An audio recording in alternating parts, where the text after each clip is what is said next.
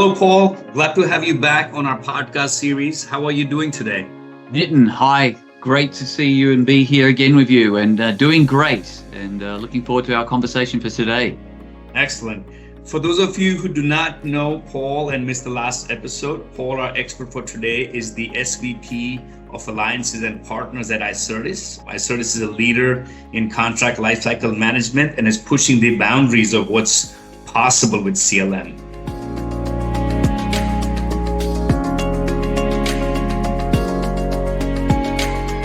In the last episode, we touched upon the current scenario of high inflation, volatility, and how it's impacting industries and the role of contracts in the recent scheme of things. Why don't we throw some more light to our audience on how to overcome the challenges in contracting, especially in the regulated industry, Paul? That's a great idea. So let me dive in here a little bit.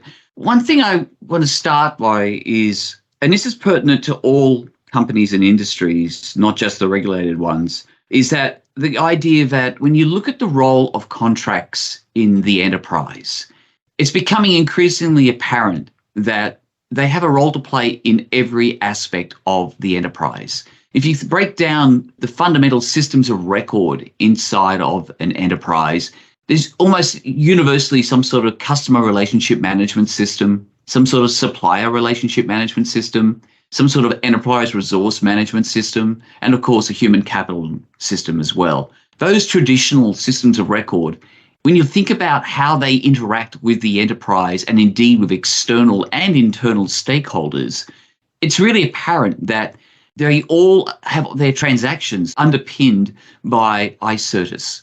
Indeed, by Icertis's contract intelligence.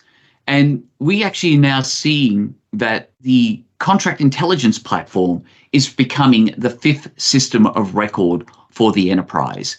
And if you think about it, that becomes quite powerful because every single system of record, the CRM, the SRM, the ERP, and human capital management, each and every one of them needs to be able to interact with some sort of legal management system, some sort of contract intelligence system. And only Icertis can really, truly operate across the true enterprise with each and every one of those major systems of record and is becoming increasingly the fifth system of record for the enterprise. Yeah, that's a good point. We are seeing that definitely as a new space that Icertis has been creating as a lead in this space. CLM systems are becoming part of every enterprise modernization projects that we are seeing these days, especially as you mentioned after COVID. And my next question is, as we know, contracts are constantly being put up for scrutiny and there's a level of risk associated with them. And last time when we talked a bit about the intersection of contracts and risk, for today's session, can you please help us understand how Icertis helps prevent risk with the obligation management solution? Yeah, absolutely, Nitin. Great question. And if you think about why do we think about risks associated with contracts, and we talked a little bit about this in the last podcast that we did around the intersection of risks and indeed compliance and how it comes down to the data. The data all sits inside the contracts. And why this is relevant is because, particularly in a regulatory environment, there's been some recent published analysis done by the World Commerce and Contracting, who stated that the average cost of managing a simple contract is about $6,900. But when you talk about a more complex contract, things like a heavily regulated industry such as aerospace and defense or pharmaceutical or life sciences, the cost of managing those complex contracts can be as much as $49,000 per contract. And when you start to do the math and figure out how many contracts are inside organizations, you start to realize that there's huge impact to your organization. The thing is that when you start to look at contracts, why is it so expensive to manage them? It's actually because there's just so many stages involved in it. Clearly, when you're starting up a contract management, you need to obviously have the process of automating the request of it, and then generating, and then negotiating and approving, and then finally executing the contracts. But those first 5 stages, realistically, you don't necessarily need an automated system. You can do that in a good old-fashioned labor-intensive way that people have done for a long, long time. But where it gets interesting is when you bring in the contract intelligence and management to the next phases. Because once you've signed that contract, then you start to get into the areas of compliance, reporting and auditing against the contract terms and conditions, review and amendments as you're doing contract updates, and indeed renewals as well.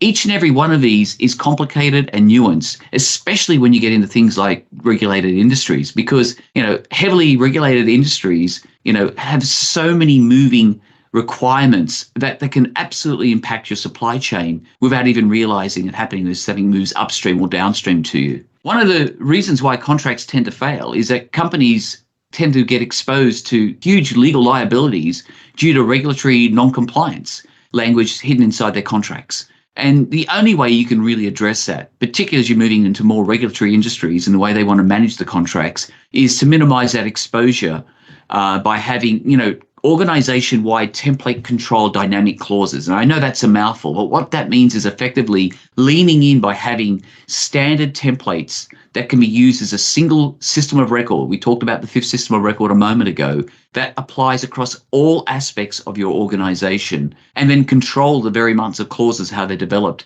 so that each and every single regulatory compliance is managed at scale. And look, I could talk all day, but a couple of final things about obligation management, which is where it becomes top of mind here, is that you really do need to figure out what those obligations are and how they're tailored for your specific company rules to get to a better outcome. And you do that through effectively, analyzing using artificial intelligence to look at the actual obligations you have and the entitlements enshrined in the contracts of both parties. You need to be able to configure the customization obligations so that they work for your organization. And we're seeing more and more creation of what we call obligation libraries.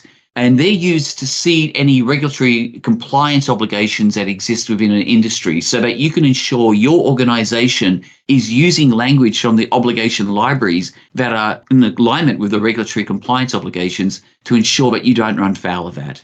Finally, I think the most important aspect about this as well is, and I've talked about this a little bit earlier, is ensuring that you have seamless obligation fulfillment with transparency through a portal so both stakeholders can use so that everyone can see exactly how their contracts are being managed, how they're being tracked against, they're reported against, and indeed how they're being managed. So a lot there to unpack, Nitin, but hopefully that gives you some insight in how we're viewing how regulatory systems can be managed using obligation management. Yeah, that's very helpful, Paul. And thanks for diving deep into this topic. As you mentioned, the contracts from initiation to pre-award to execution and renewals, and they are all over the place in all sell side and buy side and different integration of multiple ERP systems. Just to give an idea to our audience on how big is this market and the transformation that's happening in the CLM space. Do you have any metrics around this that showcases the opportunity in this space? We do.